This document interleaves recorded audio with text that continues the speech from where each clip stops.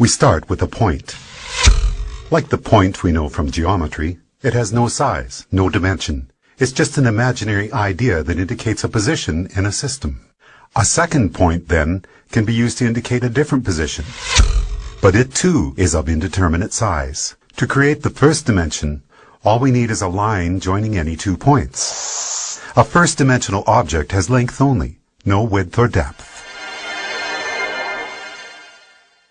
If we now take our first-dimensional line and draw a second line crossing the first, we've entered the second dimension. The object we're representing now has a length and a width, but no depth. To help us with imagining the higher dimensions, we're going to represent our second-dimensional object as being created using a second line, which branches off from the first. Now let's imagine a race of two-dimensional creatures called flatlanders. What would it be like to be a flatlander living in their two-dimensional world? A two-dimensional creature would have only length and width, as if they were the royalty on an impossibly flat playing card. Picture this. A flatlander couldn't possibly have a digestive tract because the pipe from their mouth to their bottom would divide them into 2 pieces. And a flatlander trying to view our three-dimensional world would only be able to perceive shapes in two-dimensional cross-sections. A balloon, for instance, would start as a tiny dot, become a hollow circle which inexplicably grows to a certain size, then shrinks back to a dot before popping out of existence. And we three-dimensional human beings would seem very strange indeed to a flatlander. Imagining the third dimension is the easiest for us, because every moment of our lives, that's what we're in. A three-dimensional object has length, width, and height. But here's another way to describe the third dimension. If we imagine an ant walking across a newspaper which is lying on a table, we can pretend that the ant is a flatlander, walking along on a flat two-dimensional newspaper world. If that paper is now folded in the middle, we create a way for our flatlander ant to magically disappear from one position in his two-dimensional world and be instantly transported to another. We can imagine that we did this by taking a two-dimensional object and folding it through the dimension above, which is our third dimension. Once again, it'll be more convenient for us as we imagine the higher dimensions if we can think of the third dimension in this way. The third dimension is what you fold through to jump from one point to another in the dimension below. Okay, the first 3 dimensions can be described with these words: length, width, and depth. What word can we assign to the fourth dimension? One answer would be duration. If we think of ourselves as we were 1 minute ago, and then imagine ourselves as we are at this moment, the line we could draw from the 1 minute ago version to the right now version would be a line in the fourth dimension. If you were to see your body in the fourth dimension, you'd be like a long undulating snake, with your embryonic self at one end and your deceased self at the other. But because we live from moment to moment in the third dimension, we're like our second-dimensional flatlanders. Just like that flatlander who could only see two-dimensional cross-sections of objects from the dimension above, we, as three-dimensional creatures, can only see three-dimensional cross-sections of our fourth-dimensional self.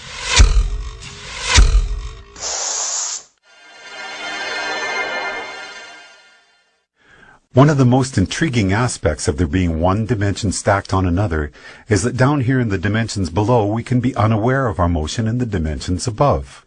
Here's a simple example. If we make a Mobius strip, take a long strip of paper, add one twist to it and tape the ends together, and draw a line down the length of it, our line will eventually be on both sides of the paper before it meets back with itself. It appears, somewhat amazingly, that the strip has only one side, so it must be a representation of a two-dimensional object. And this means that a two-dimensional flatlander, traveling down the line we just drew, would end up back where they started without ever feeling like they had left the second dimension. In reality, they would be looping and twisting in the third dimension, even though to them it felt like they were traveling in a straight line. The fourth dimension, time, feels like a straight line to us, moving from the past to the future. But that straight line in the fourth dimension is, like the Mobius strip, actually twisting and turning in the dimension above. So the long undulating snake that is us will feel like it is moving in a straight line in the fourth dimension, but there will actually be, in the fifth dimension, a multitude of paths that we could branch to at any given moment. Those branches will be influenced by our own choice, chance, and the actions of others. Quantum physics tells us that the subatomic particles that make up our world are collapsed from waves of probability simply by the act of observation. In the picture we are drawing for ourselves here, we can now start to see how each of us are collapsing the indeterminate wave of probable futures contained in the fifth dimension into the fourth dimensional line that we are experiencing as time. What if you wanted to go back into your own childhood and visit yourself? We can imagine folding the fourth dimension through the fifth, jumping back through time and space to get there. But what if you wanted to get to the world where, for example, you had created a great invention as a child that by now had made you famous and rich? We can imagine our fourth dimensional selves branching out from our current moment into the fifth dimension. But no matter where you go from here, the great child inventor timeline is not one of the available options in your current version of time. You can't get there from here, no matter how much choice, chance, and the actions of others become involved. There are only two ways you could get to that world. One would be to travel back in time, somehow trigger the events that caused you to come up with your invention, then travel forward in the fifth dimension to see one of the possible new worlds that might have resulted. But that would be taking the long way. The shortcut we could take would involve us folding the fifth dimension through the sixth dimension, which allows us to instantly jump from our current position to a different fifth dimensional line.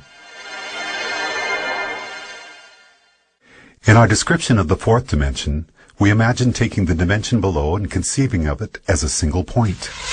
The fourth dimension is a line which can join the universe as it was 1 minute ago to the universe as it is right now. Or, in the biggest picture possible, we could say that the fourth dimension is a line which joins the Big Bang to one of the possible endings of our universe.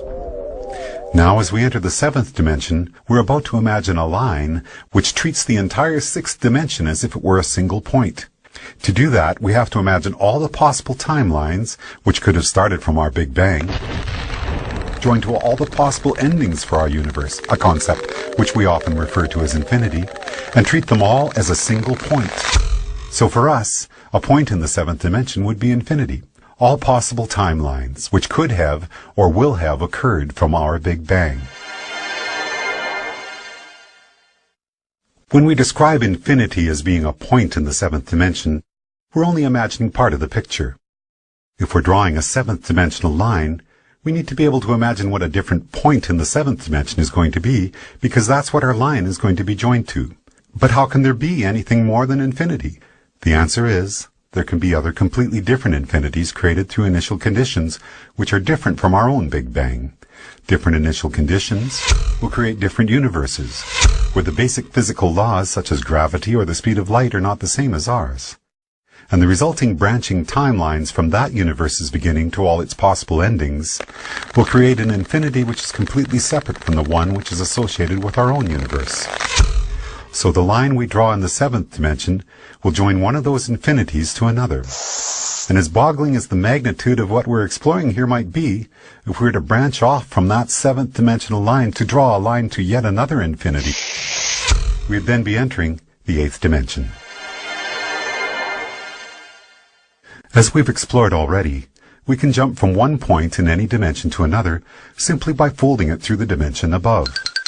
If our ant on the newspaper were a two-dimensional flatlander, then folding his two-dimensional world through the third dimension would allow him to magically disappear from one location and appear in a different one.